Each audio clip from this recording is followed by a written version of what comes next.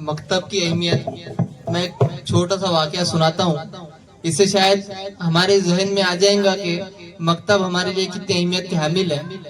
ये बात है सन 1857 की, जिस वक्त अंग्रेजों ने हिंदुस्तान पर गलबा हासिल कर लिया था और उन लोगों ने तय किया था कि हिंदुस्तान से मुसलमानों को और इस्लाम को खत्म करना है, मिटाना है।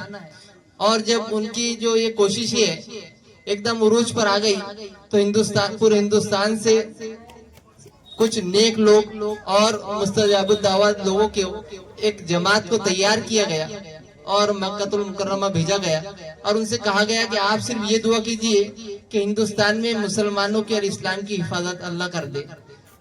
उन लोगों ने करीब करीब 9 से 10 साल रो रो कर दुआएं की और सन 1866 में उन्हें दारुल उलूम देवबंद में एक मदरसे का इफ्तिताह किया गया, एक मदरसा कायम किया गया। तो उस वक्त में हाजी इमदादुल्लाह मक्की रहमतुल्लाह अलैह से किसी ने कहा कि हजरत देवबंद में एक मदरसा कायम किया, तो हजरत वजद में आ गए।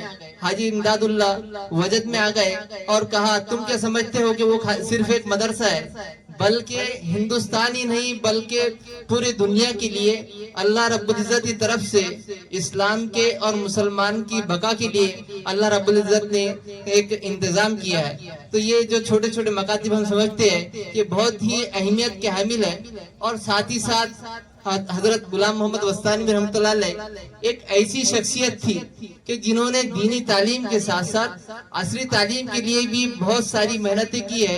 हजरत का मामूल था कि जब भी जो सालाना छुट्टियां रहती अपने अकाबरीन से मुलाकात के लिए निकल जाते थे।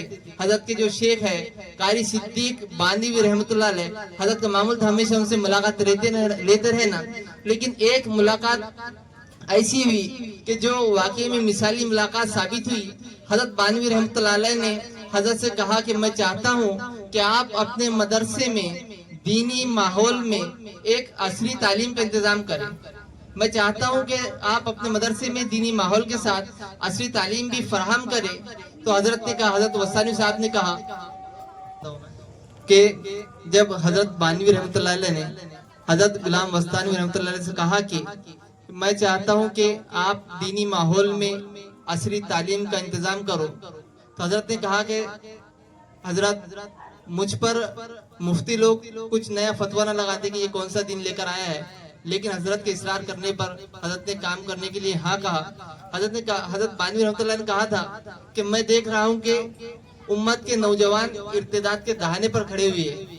अगर हम लोग उनको दीनी माहौल में असली तालीम फराहम नहीं करेंगे तो मुझे डर है कि उम्मत के नौजवान असली तालीम तो हासिल करेंगे लेकिन ईमान जैसी कीमती दौलत से हाथ धो बैठेंगे।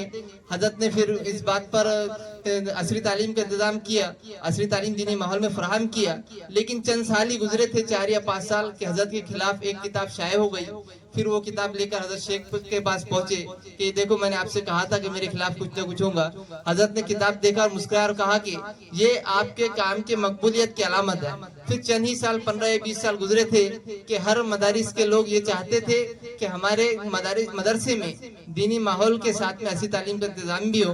तो इस तरह से आज उस वक्त में और आज में वही माहौल है कि आज भी हम लोगों ने जिस वक्त होश संभाला है तो इस वक्त में अपने उम्मत के नौजवान इर्तिदाद के दहाने पर खड़े हुए हैं। हमारी भी कोशिश यही रहना चाहिए कि दीनी माहौल के साथ में असली तालीम का इंतजाम हम लोग कर सके। मैं अपनी बात को यही खत्म करते हुए